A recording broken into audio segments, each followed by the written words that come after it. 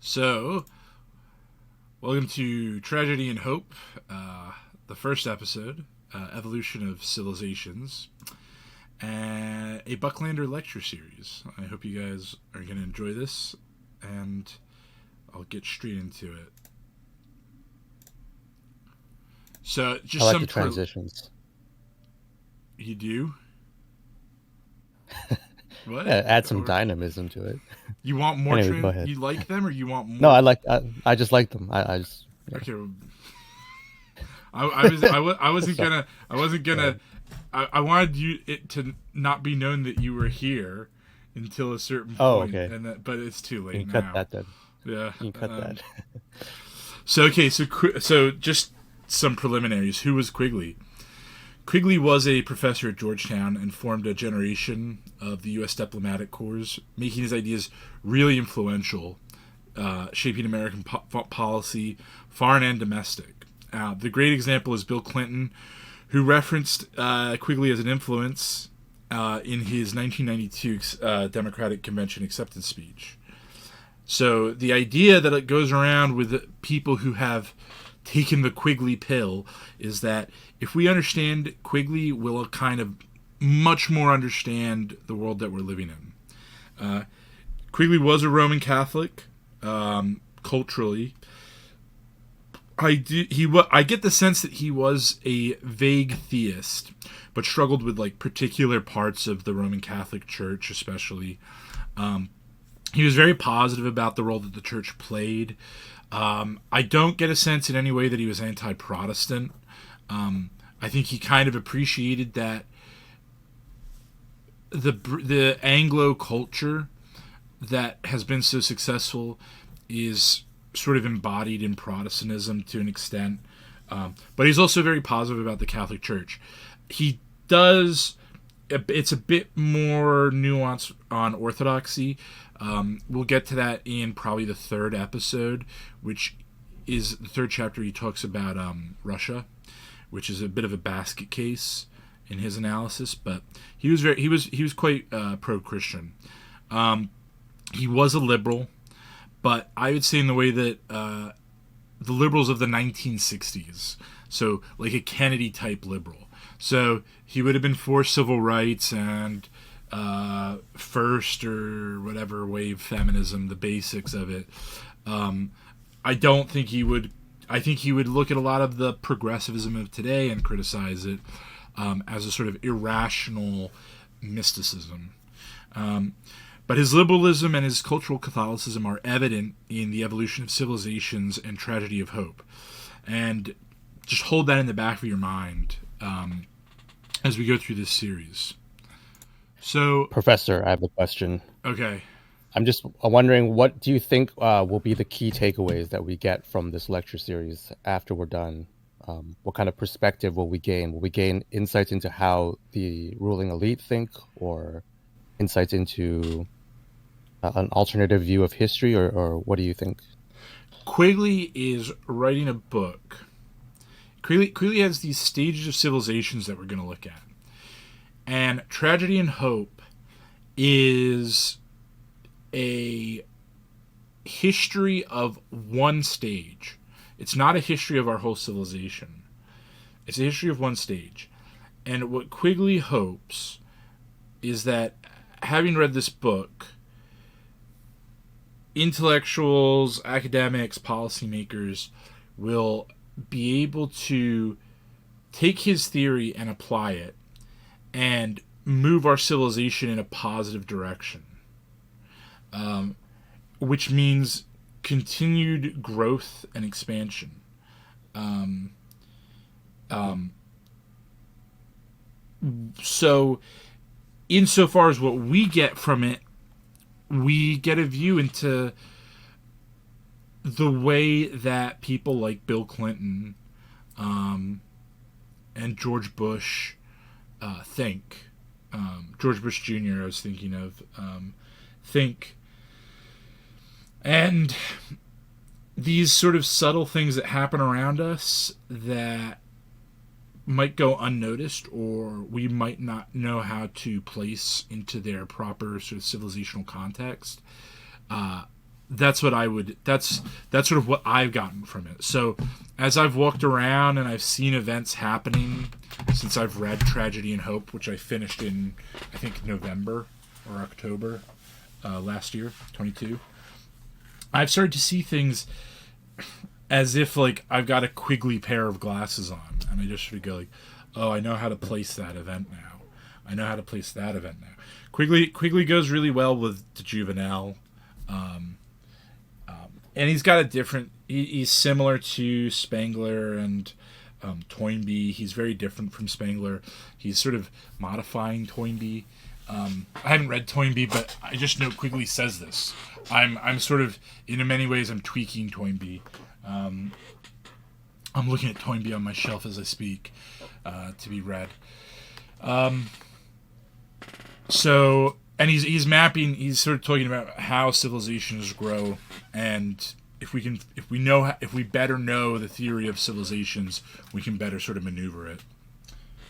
So that's what he wants the establishment to gain from it, and what I think we can gain from it in our understanding of the establishment.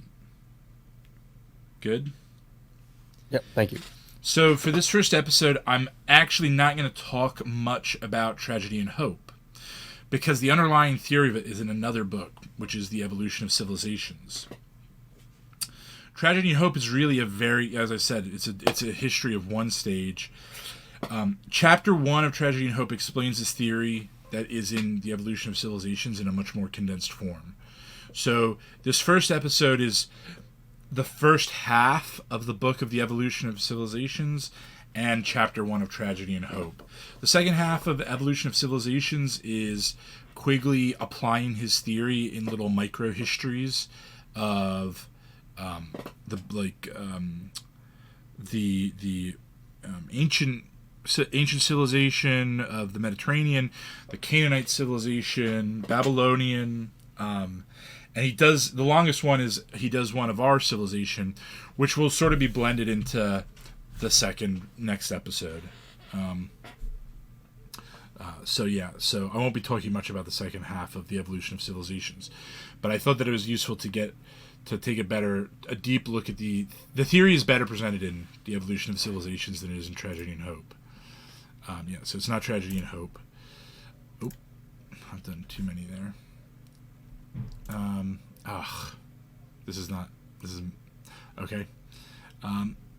So Quigley wants us to help us understand history and civilizations. That's what he's doing in the preface. This is what he says. This is what he's telling us in the preface, and specifically the history of our civilization. Quigley holds that we don't need to know specific events like battles or elections. These are symptoms of greater trends and not the cause of significant trends themselves. The development of the assembly line is a more significant event than the result of the First World War. So this is very much out of the background of the longue durée or Annales school of the French, although Quigley develops independently of those guys. And what Quigley is trying to do is make the argument to us that geography and culture shape history more than particular events in history. So a really good example would be I recently watched Ken Burns' Civil War, which is almost not worth it other than for the inclusion of Shelby Foote. And we spend all this energy trying to come to grips with the American Civil War and battles, and we do this like, well, what if Lee had won at Gettysburg, that sort of thing. And towards the end, in the final episode, Shelby Foote says this very sobering thing of the North was always going to win that war.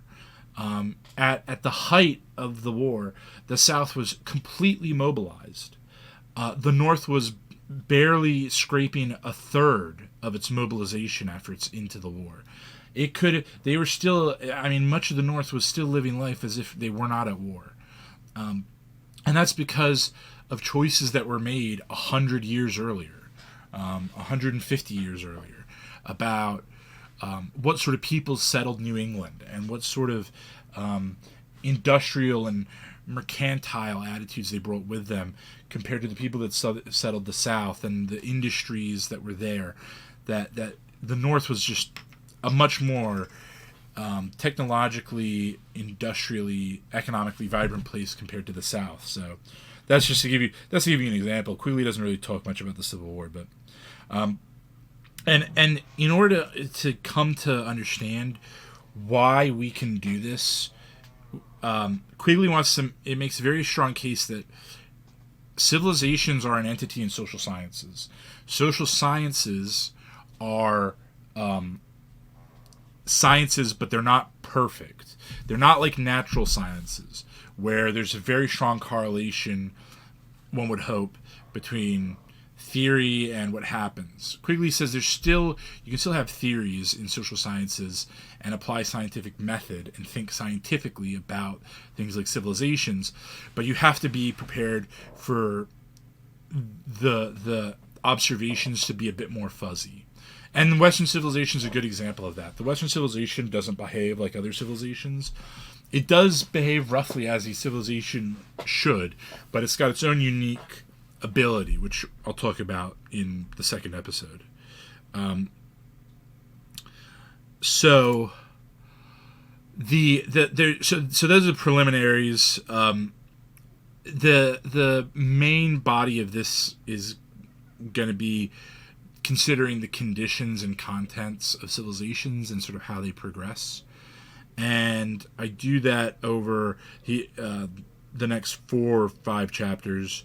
And then the last thing we'll do is take a look at the little bits in tragedy and hope that Quigley gives us in the first chapter that I thought were worth including.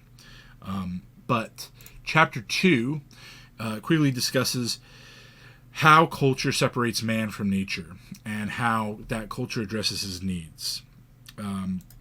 So this little diagram shows that humans are this entity, and without culture, sort of natural man is fully exposed to the environment, but culture sort of serves as this insulation against him, for him against the natural environment, so that the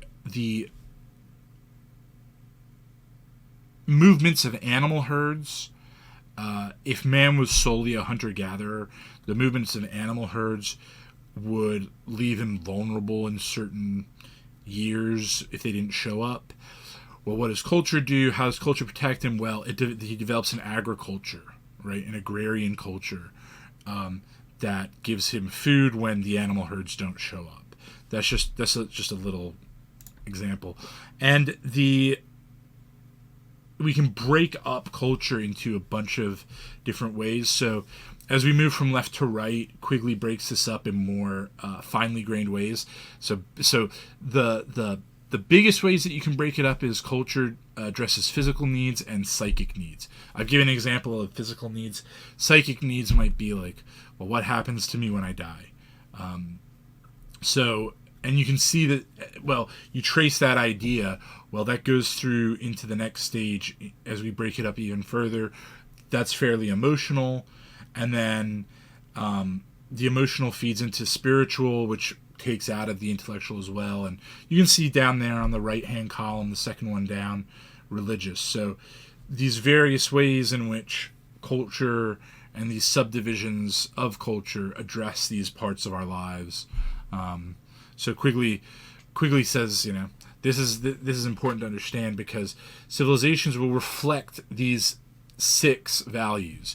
Quigley just uses these 6 as a shorthand. You can go more finely grained, but at a certain point, you've got to pick some to work with, and these are the 6 that he sort of uses to make his point. So the other thing, though, is that culture does limit man, but it focuses him. So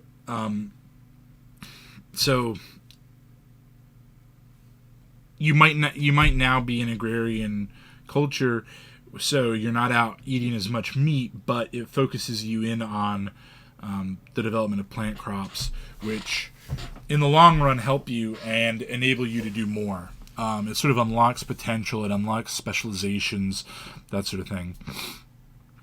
And and of course the culture of different climates will be different, because man needs to be focused in different ways in different climates. Culture's taught, it's not inherited, and is passed on and replicates itself. Quigley is firmly on the side of nurture and not nature when it comes to humans, and he thinks that anyone as a baby can be adopted into a culture, or adapted into a culture, either really. Skipping quite a bit of chapter 3, not really super relevant here. Quigley sort of develops, well, where does culture go? There's culture then develops into a society, and the you can have two broadly. There are two subsets of societies: parasitic societies and producing societies. Parasitic societies are those societies which just sort of live off the land, and don't really are not really productive in their own right. They're still cultures, but they're not producing. And producing societies create wealth by making things out of the natural world. The differences between that of hunter-gatherers and settled agrarian societies. And for much of our existence, we've lived in parasitic societies. Producing societies are fairly recent, the last 10,000 years or so. And these have mostly been very simple agrarian communities. Now, within that producing society, there's another subset. There's another two subsets. There are sort of, again, the simple agrarian tribes, and then there are civilizations.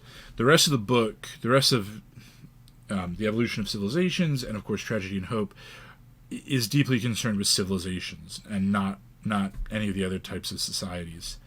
There have been some 24 civilizations, Quigley says. He doesn't tell us what all of them are, which sort of sparks my esoteric curiosity. Like, are there some hidden civilizations he thinks are out there? But civilizations are marked by two easy to identify distinctives, but whether these cause or are correlation is a different matter. But these are writing and the sustainment of city populations. And I've included here some of the diagrams, which I think are quite nice.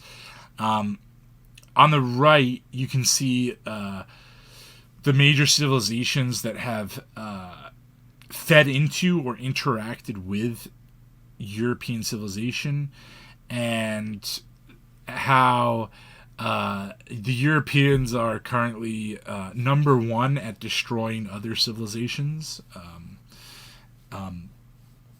So, yeah. I like how it says that Chinese civilization ends in 1930. Yeah, kind of a based anti-communist take, I guess. So Quigley does think, he says this sort of later, that China is at the beginning of forming a new civilization. He's writing in 1960, though, and he thinks that Russia is the other great civilization. Russia, as he means it, the USSR has collapsed, and China has leaped ahead. So that's something I should say. It's a good, you give me an opportunity to say this. You got to remember, Quigley's writing these books in the early 60s. In 61, he's writing, I think Evolution of Civilizations is 61. Kennedy hasn't been assassinated yet. And Tragedy and Hope is written as he's finishing it up. Kennedy's assassinated. And I think that actually really makes Quigley quite depressed. He's very optimistic about the Kennedy agenda in the Americas, particularly about disengagement and trying to to step out of interventionism, letting other countries develop with assistance but along their own lines. And I think the Kennedy assassination, I really, the more I look at the Kennedy assassination, the more interesting it is to me, what Kennedy would have done. And I actually kind of think the specter of Kennedy can be seen in Tragedy and Hope, in many ways. That's just total speculation on my part. So you can see though that unlike Spengler, Quigley doesn't have a sort of set amount of time that a civilization exists for. The Egyptian in particular, it goes for 5,200 years. That'll become a bit more clear why. It's not about particular elapsing of years for Quigley. It's about the elapsing of certain stages, and different stages the stages can last different amounts of time for different people. The Egyptian go on for so long because they're in the second to last stage for most of their history, which is decay, because they're essentially an island. They have two sides of their country are bordered by ocean, and the other two sides of the square are bordered by desert. So Egypt has, for most of its history, functioned as a desert, or it functioned as an island. So you can have that. The other diagram that I've included shows how other civilizations and cultures feed into the Western. So, we get a little bit of the Egyptian by them feeding into the Cretan civilization, which feeds into the classical, which feeds into us. And of course, we get the Judeo-Christian side comes from the Canaanite side, feeding into the Western. But we don't really have a line of commonality, as you can see with the Indian civilization, or the Indian branch of civilization, or the Chinese branch of civilizations. We're too removed for them to have had an influence on us. The Evolution of Civilizations, as a book, is really quite interesting. And if you like the history of it all, I still think it's worth reading. Especially, I would kind of maybe just skim the first half of it and get to the bit about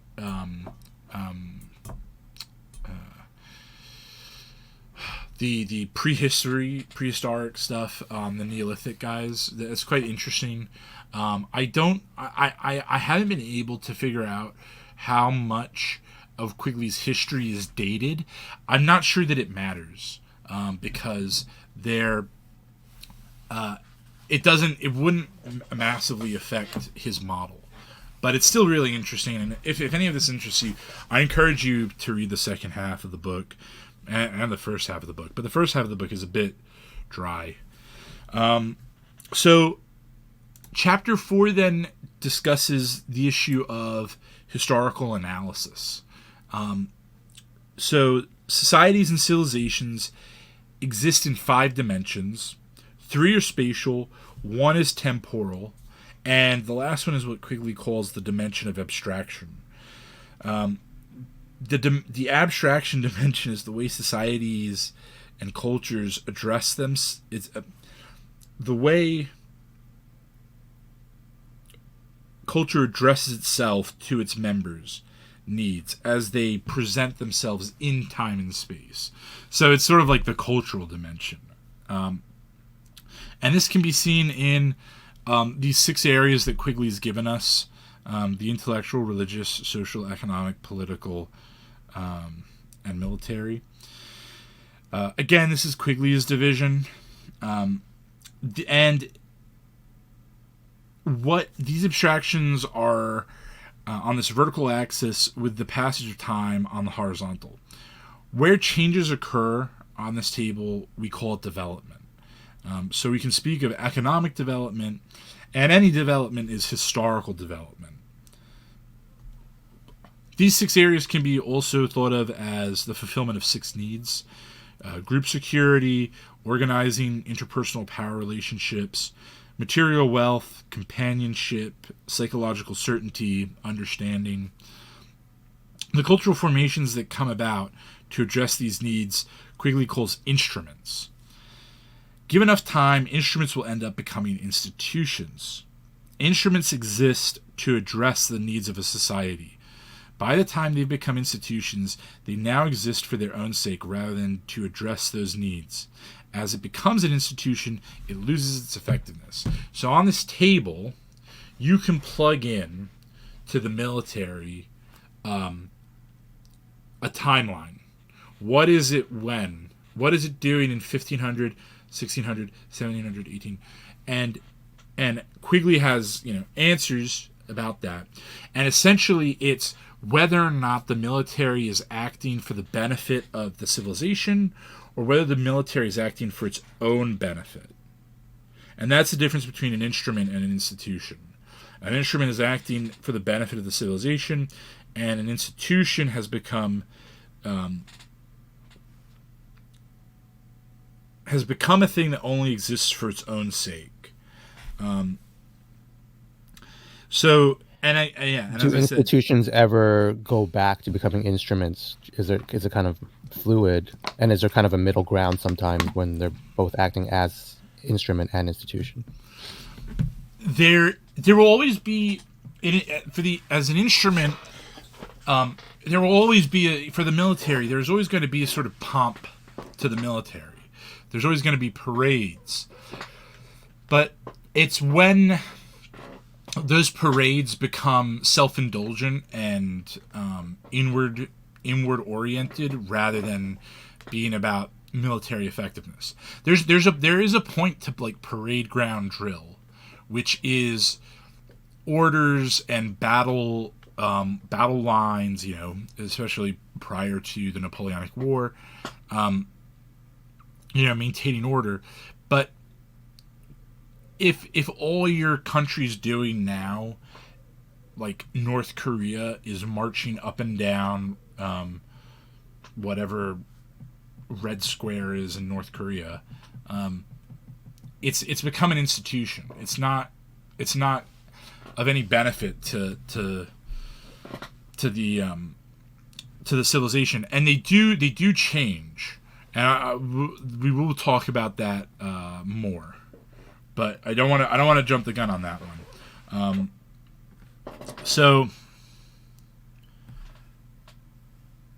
just talking a little bit more about the military.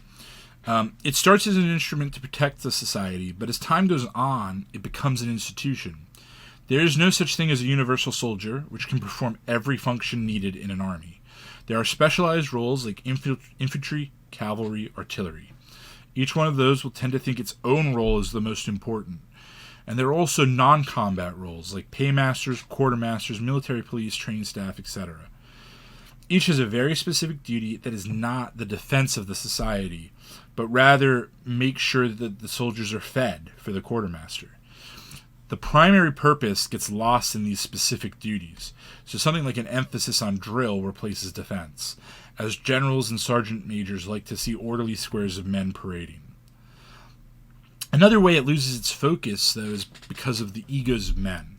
Each has ambitions and so preferences their own position and role as a way of making an argument for their own advancement, rather than focusing on the primary purpose. Finally, the set of conditions in the environment the society exists in is always changing, and the institution might be suited to a prior situation, but not to the current one, further making it an institution. These solidify into the vested interests of the institution, resisting changes to make them more of an instrument again. The Roman legions were well suited to their tasks, as it was in 1 AD, but by the 5th century they could not respond to mounted Germanic raiders. Those raiders went on to form an efficient corps of mounted warriors that would fight off Muslim invaders at Tours, but would not be able to deal with English longbowmen or Swiss pikemen in the 14th century. An overestimation of cavalry continued up until the First World War.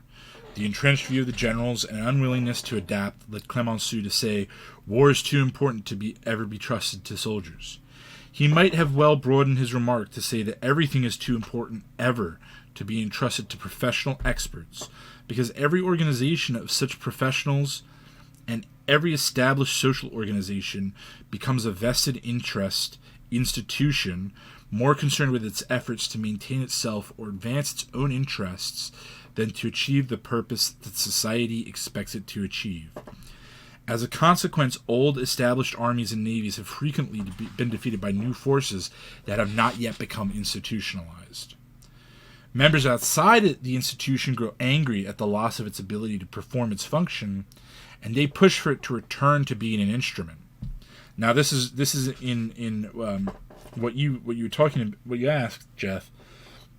There are three responses to something becoming institutionalized. The first is reform, and in this, it just goes back to being an instrument. The reformers get their way and succeed and make it useful again. The second is circumvention, and this is the genius of Anglo culture, according to Quigley. This is where the institution continues to exist, but a new instrument is set up to perform the function. So for England, there's still an Earl Marshal, but he doesn't command the army anymore. He just is a ceremonial role. Feudalism was an excellent adaptation to circumstances after the fall of the Roman Empire, but it became less effective as time went on. The English effectively circumvented it, leaving a feudal aristocracy to continue while transitioning the role of feudalism, fielding an army, to a new instrument while letting the institution continue. The third option is reaction, and this is the worst case scenario. Here the institution digs in, and in the other two options, an instrument exists to deal with the needs in these areas, but in reaction, nothing is properly being addressed in that area. So ineffectiveness grows. So there's a sort of pulsating process of instruments becoming institutions, and then a crisis in which institutions either end up reforming, being circumvented, or reacting.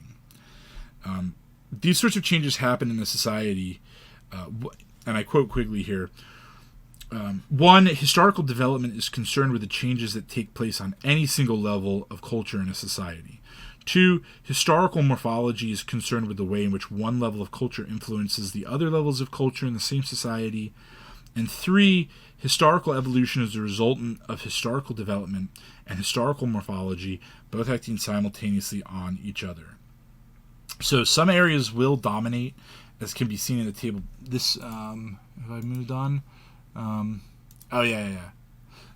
So some areas will dominate, as can be seen in this table. This shows the current weighting of values that the culture has for us.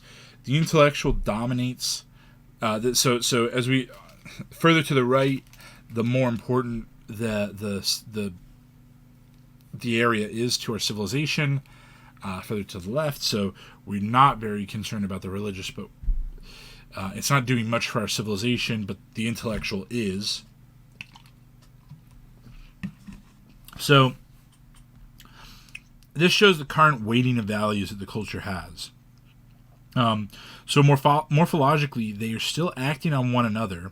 So the religious and intellectual are still interacting and affecting one another and changing one another. But the religious is moving, regardless of the important. And the religious is moving too and adapting. And Quigley expects religion to reassert itself in light of the nihilism of 1960s society. And actually, Quigley's sort of recommendation for us is that we need a religious and social developments to get our society working properly again. And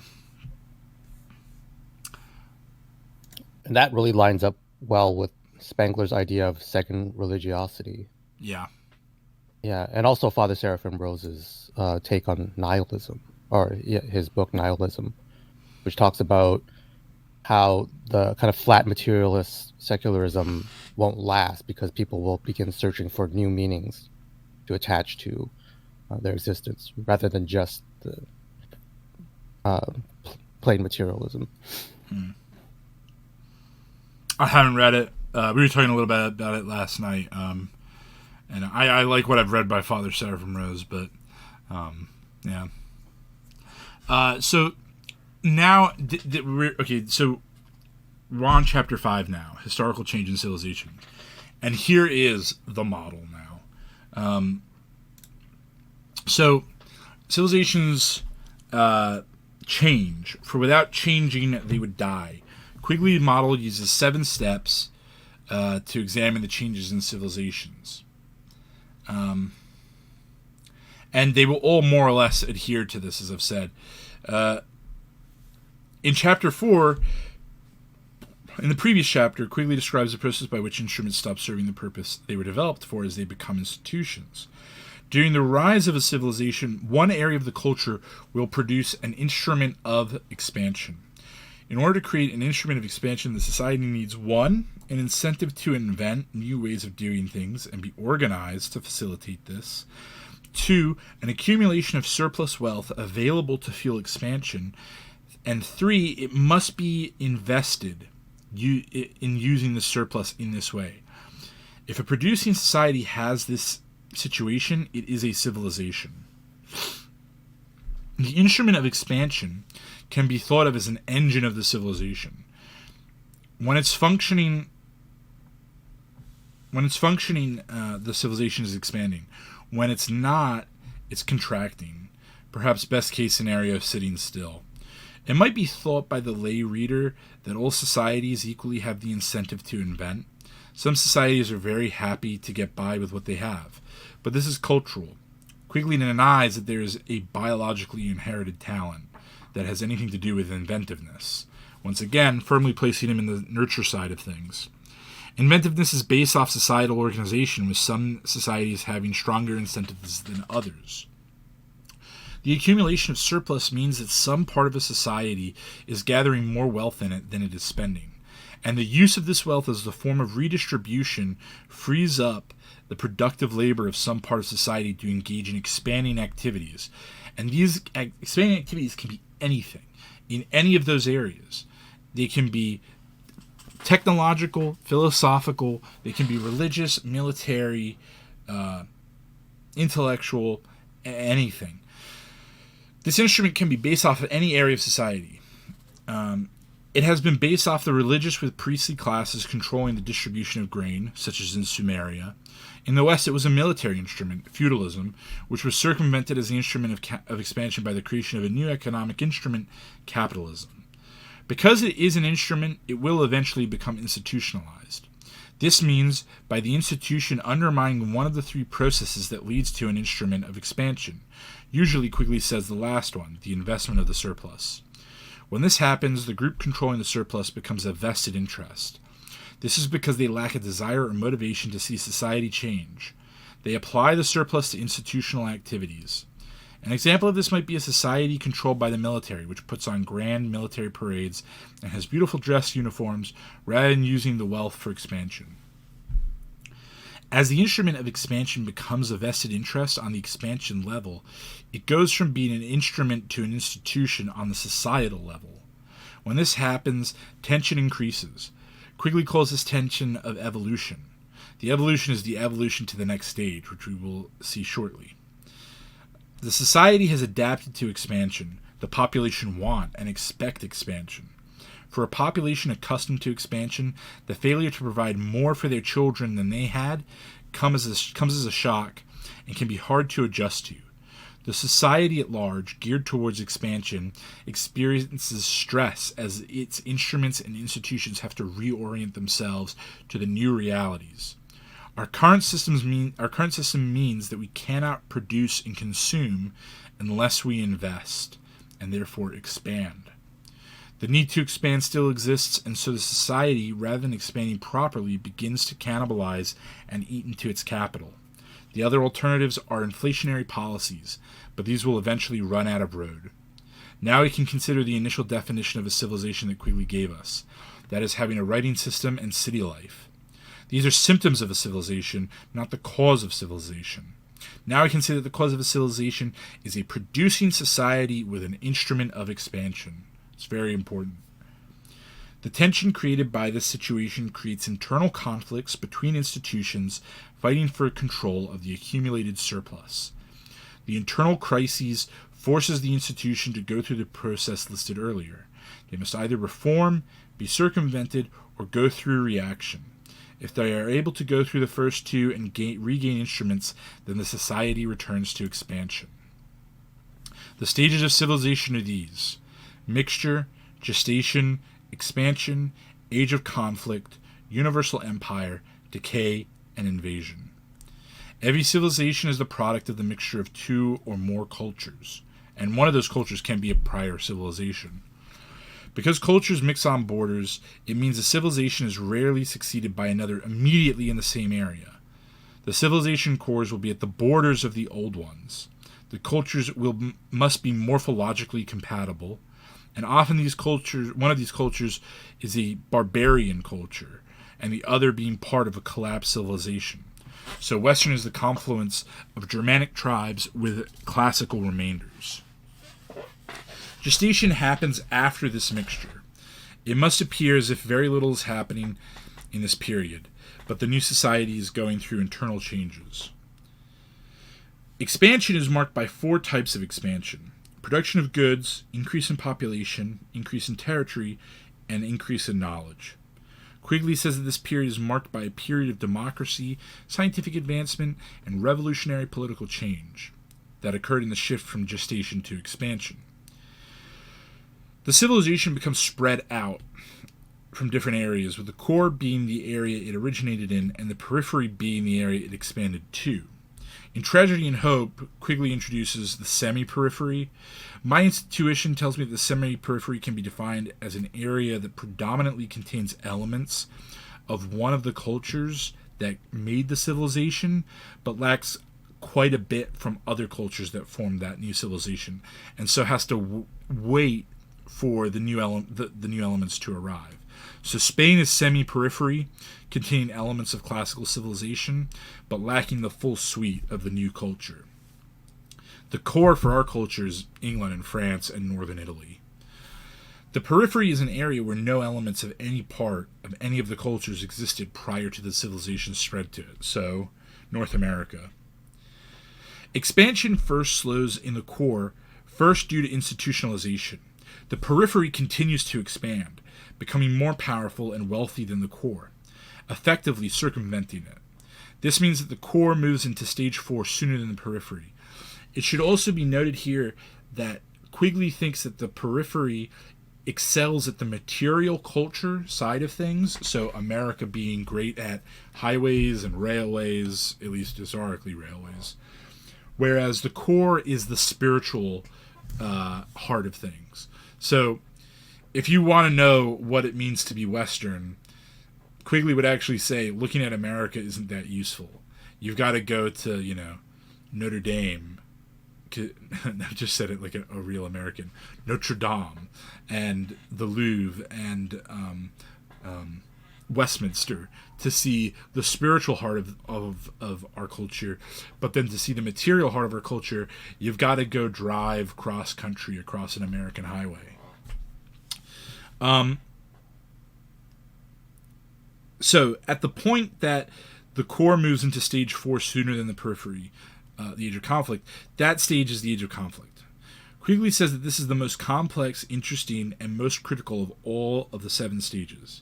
It is marked by A, a declining rate of expansion, B, growing tension of evolution, C, frequent and violent wars, D, growing irrationality, pessimism, superstitions, and otherworldliness. Attempts to address the growing discontent at the lack of expansion are counterproductive, with most revolutionary programs destroying the accumulated surplus. The only hope is to reform or circumvent and bring back an instrument of expansion, returning to stage 3. This happening is luck, as no group yet in charge of civilization has understood the science of civilizations, yet. And incidentally, the West is the only civilization that's been able to manage that reset, going back to expansion. And that is what makes us unique. And sort of, we're still within his model, but we've kind of figured out a way to hack the model, although we don't yet know how to do it.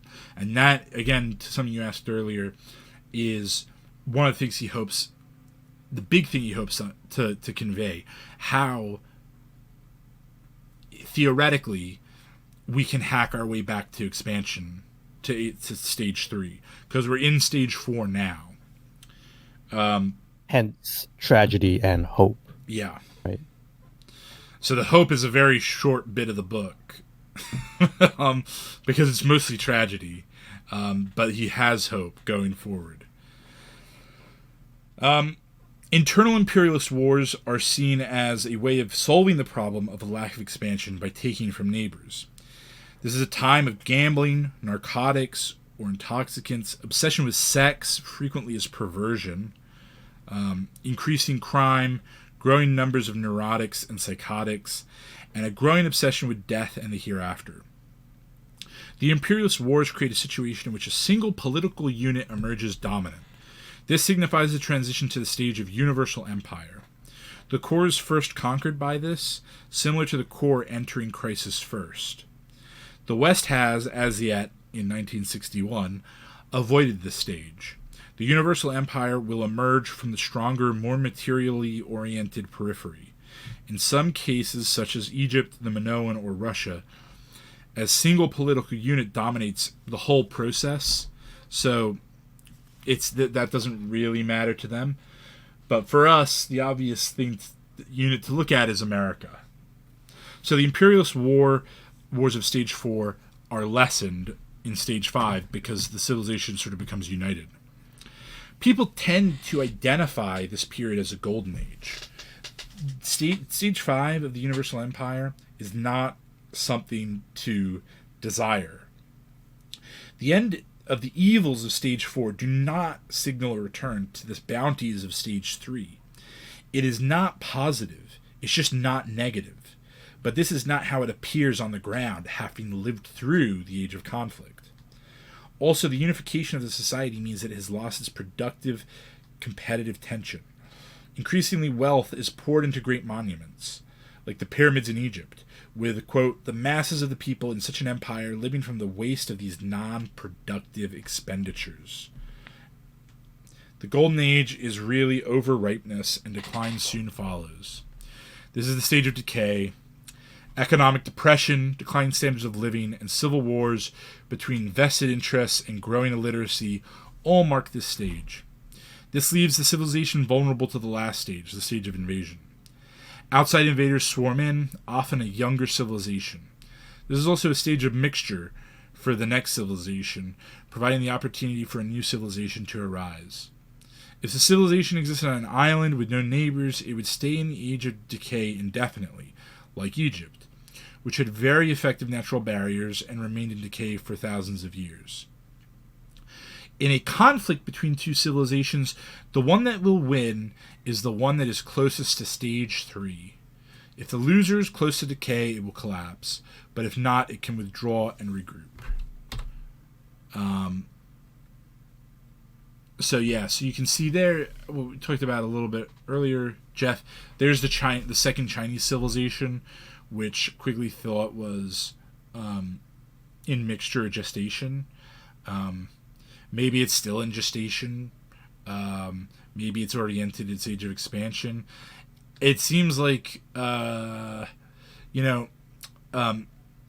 watched a few Peter Zehan videos recently, if I put my Peter Zehan hat on, it seems like China's trying to speed run these 7 steps. Xi Jinping wants to speed run these. He's going for that Twitch live stream world record. Yeah. And do I have another? Yes. Okay, good. And here you can see these. Now, this sort of, if you've read Spengler, this will be reminiscent of Spengler, where he says that civilizations are like our contemporaries to Western civilizations, like some other age, something happening in another time. And Spengler's point is that you compare civilizations in these stages, not upon the time. So and Quigley's sort of doing that here. He's lining up the stages, which don't even last the same amount of time with one another, so we can sort of see where things are going, what happened, what may happen to us. I think the immediate thing for me is just my sort of like history nerd thing is I just want to go and write, like a 3,000 page history for each of these civilizations along Quigley's model. That's all I want to do. But I just, it's a good diagram. And you can see our ability to hack the system there in the Age of Expansion. In that we've had these 3 ages of expansion: 970 to 1300, 1420 to 1650, and 1770 to 1929, and that the conflict has been 1300 to 1430, 1615 to 1850, and 1900. As I said, this is fuzzy, so there's overlap there, right? We're still expanding up until 1929, but we've already entered the age of conflict in 1900. Don't get hung up on hard, discrete shifts. You're not going to find them. Be prepared to, play a little bit fast and loose. And that is the first half of the evolution of civilizations. I want to briefly go over a few things that he talks about in Tragedy and Hope in Chapter 1. As I said, the core is more spiritually oriented, the periphery more materially oriented. Material cultures... On that point, I also think that Quigley is a nice complement to Spengler in that, in a way, Quigley is more materially oriented and Spengler is more spiritually oriented in both their analysis of the rise and fall of civilization. I feel... I want to defend Quigley on that. Not say that you're wrong, but say that Quigley is very concerned with the most materially successful society in history and civilization in history at a time when it's peaking in its materialism. And so who knows? I feel like if that's the impression that you're getting, and I certainly understand why you'd say it, it's because of the subject matter, not because of him. I really think he cares deeply about the spiritual. And as I said, he says the things we need to do are develop a spiritual and social sort of revival. And that actually, it's really interesting that he says the way we should fix our civilization. This is in the evolution of civilizations, not in Tragedy of Hope. That the way we kind of kickstart our civilization is a rethinking of the social and religious. And by rethinking, he doesn't mean getting rid of Christianity.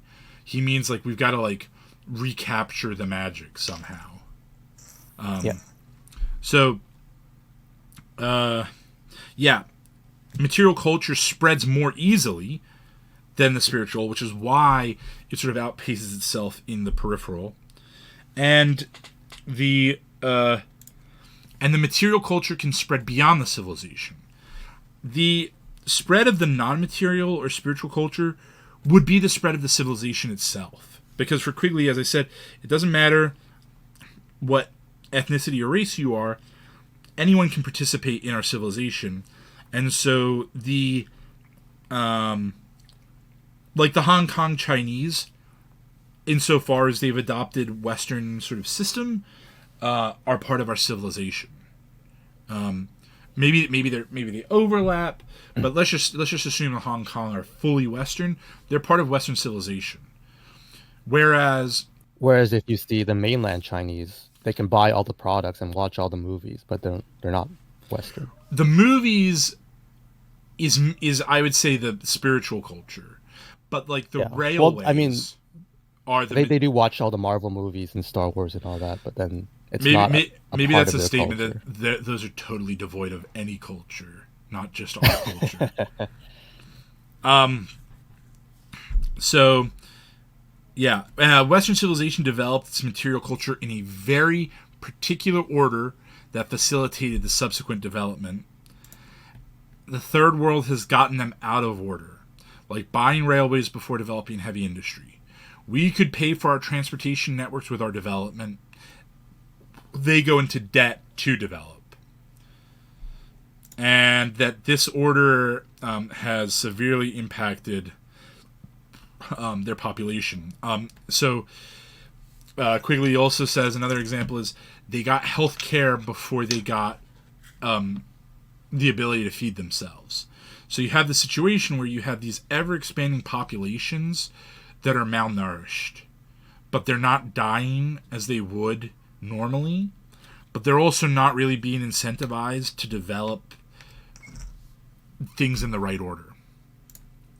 And the other thing, just sort of on those last 2 points, the demographics. So there's a demographic cycle. Stage A is a young population. They're having lots of births, but lots of people are dying, and the numbers remain stable. And the age distribution, as I say, is young. B is where you start to see the magic, because you've got birth rates happening, you've got death rates falling, and the numbers are rising.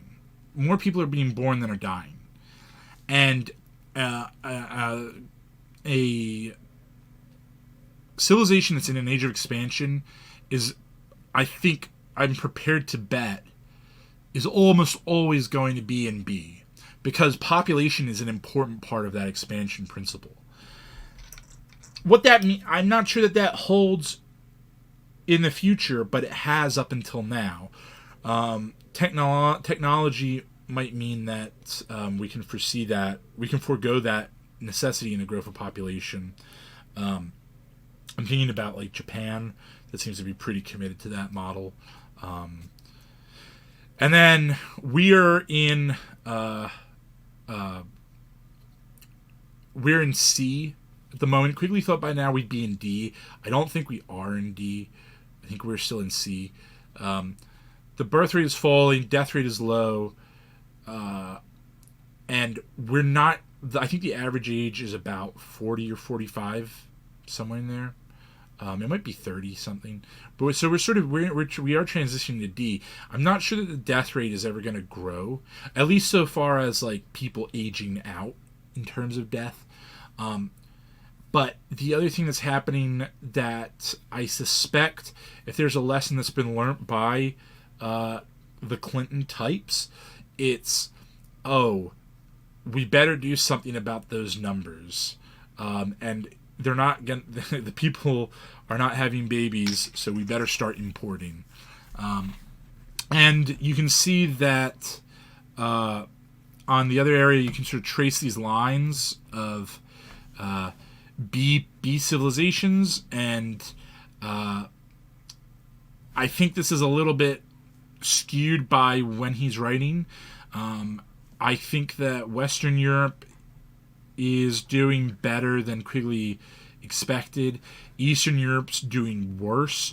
And let me tell you, East Asia is a demographic black hole. You want to talk about replacement rates? Taiwan is just about the worst place in the world for replacement rates. But they're not that big, right? They've got a replacement rate of like 0.73 per couple.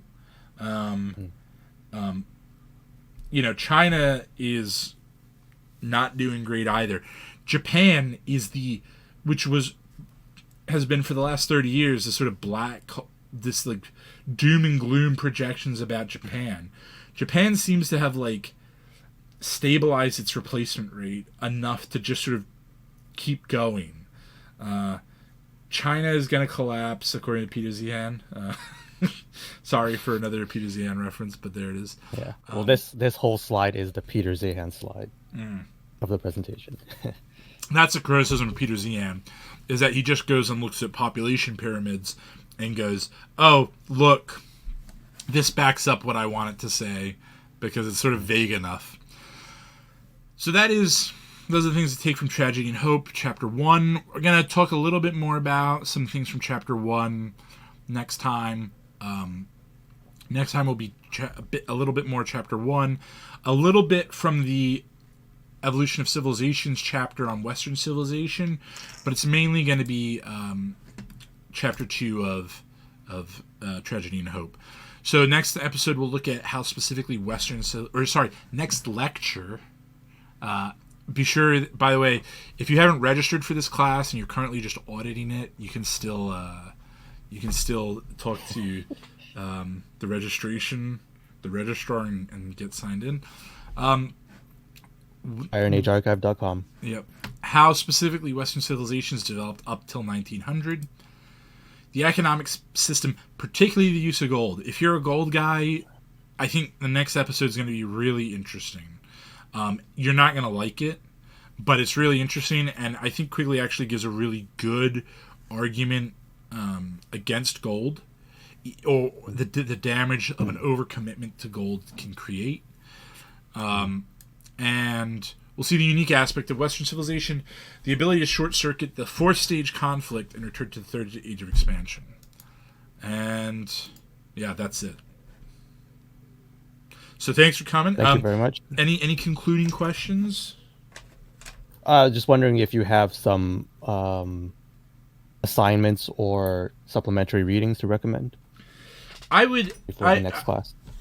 If you're gonna do anything, I would just go and read the chapter on the Western civilization in the Evolution of Civilizations. It's quite long. It's over 100 pages, but it's quite readable.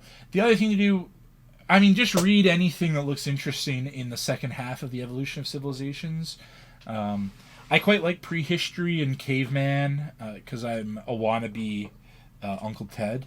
So the appeal of going, return to, not monkey, but return to Neanderthal is quite appealing to me.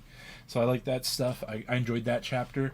I enjoyed, we're the product of some quirky civilizations. There's some quirkiness to the ancient civilization, the way it sort of had two cores between Eastern and Western Mediterranean. The Levantines quite quirky.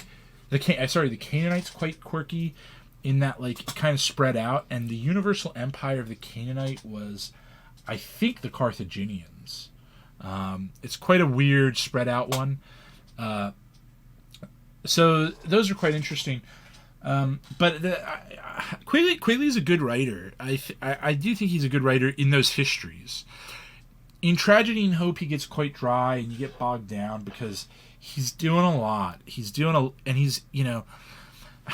There are chapters which I love in retrospect, but they are quite tiring to get through because he'll be talking about Soviet aircraft production in the Second World War, and then now he's talking about gold, and now he's talking about demographics, and there's one bit where I loved it, and I love sending it to Laurentian, where he's analyzing Soviet distribution of tractors. And it's really interesting, but it can sometimes get a bit ugh.